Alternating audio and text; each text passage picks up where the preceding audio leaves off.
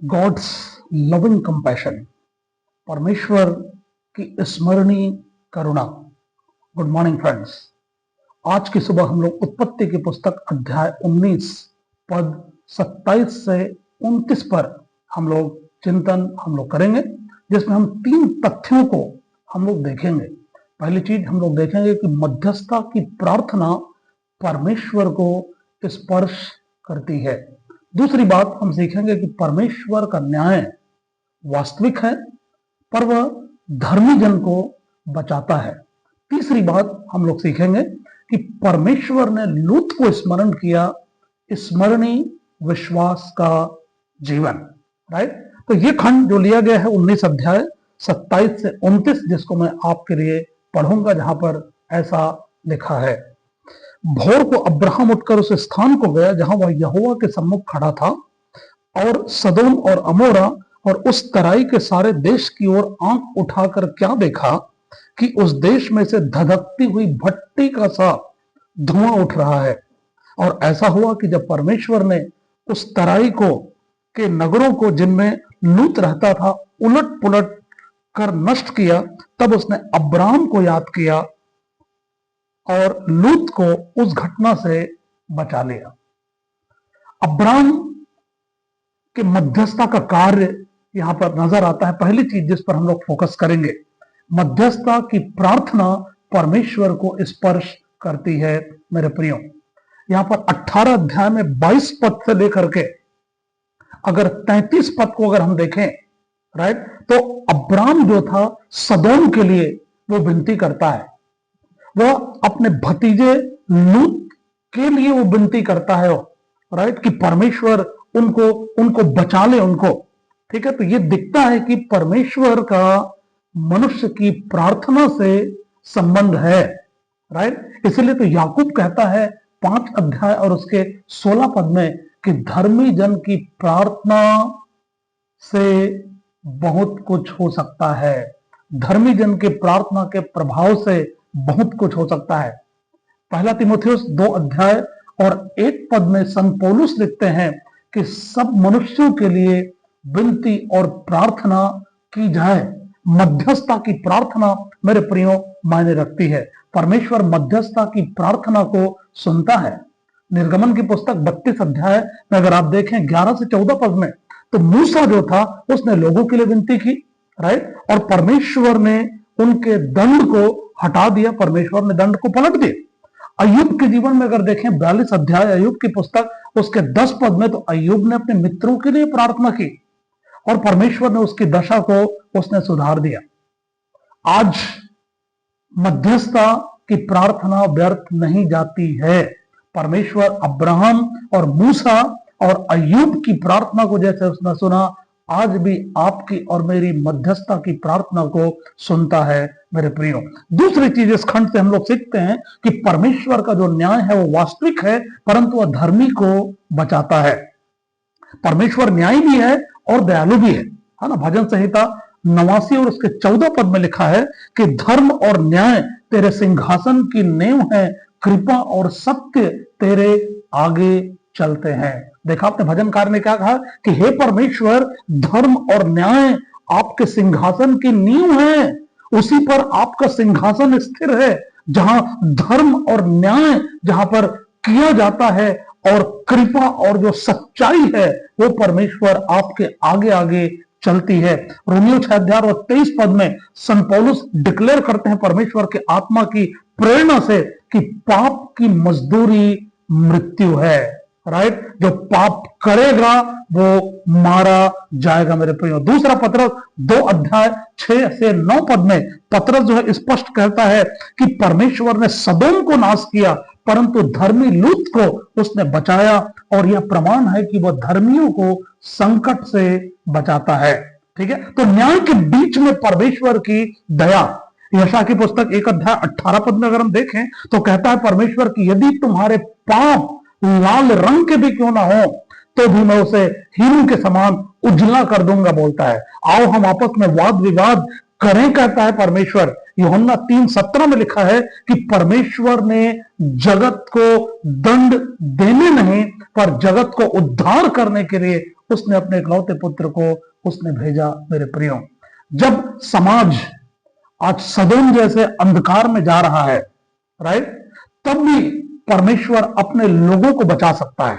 ठीक है, समाज जब आज सदोम जैसे अंधकार और पाप में जा रहा है, लेकिन याद रखें कि परमेश्वर फिर भी अपने लोगों को बचा सकता है, जैसे उसने लूत को बचाया था। तीसरी बात हम लोग देखेंगे यहां पर कि परमेश्वर ने लूत को याद किया।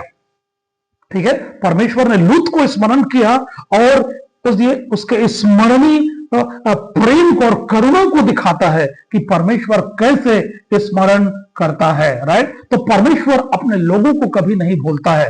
भजन संहिता 9 अध्याय और उसके 12 पद में अगर हम देखें तो लिखा है कि वह दीनों की, वह दरिद्रों की वह दुहाई नहीं भूलता है। यशायाह 49 अध्याय में मेरे प्रियो 15 और 16 पद में वो कहता है कि क्या एक माता अपने दूध पीते बच्चे को भूल सकती है? हाँ, वो भूल भी सकती है, लेकिन मैं तुझे कभी नहीं भूलूंगा, कभी नहीं त्यागूंगा। मैंने तुम्हारी तस्वीर अपने हथेली पर मैंने बना रखी है, ऐसा वो परमेश्वर कहता है। मेरे प्रियो, इब्रानियों के पत्र 6 अध्याय और 10 पद में लिखा है कि परमेश्वर अन्याय नहीं कि तुम्हारी सेवा और प्रेम को भूल जाए। God never forget your service and your love. God always remember you my dear friend. विश्वासियों को स्मरण करना परमेश्वर का स्वभाव है। That is the nature of God to remember those who believe in him, right, those who follow him. God never forget, God always remember them, those who love him, those who follow him। जो उसको प्रेम करते हैं, जो उसके पीछे चलते हैं, परमेश्वर उनको याद करता है। उत्पत्ति की पुस्तक 8 अध्याय और 1 पद में लिखा है कि परमेश्वर ने नूह को उसने स्मरण किया, राइट, क्योंकि वो परमेश्वर की आवाज सुनता था, परमेश्वर का वो आज्ञाकारी था। इससे पहले कि जल प्रलय लाए, परमेश्वर ने नूह को याद किया। निर्गमन की पुस्तक 2 अध्याय और उसके 24 पद को देखें और परमेश्वर ने अपनी वाचा को स्मरण किया। राइट, जब मिस्री लोग इजरायलियों को सता रहे थे और इजरायलियों ने जब उस दुख और तकलीफ से जब परमेश्वर को पुकारा और तब उनकी पुकार परमेश्वर तक पहुंची और लिखा है कि परमेश्वर ने अपनी वाचा को स्मरण किया। God never forgets my dear friend. परमेश्वर कभी नहीं भूलता है। स्मरण करना अपने लोगों को परमेश्वर का स्वभाव है। लूका के सुसमाचार 1 अध्याय और 72 पद में लिखा है कि परमेश्वर अपनी दया को स्मरण करता है।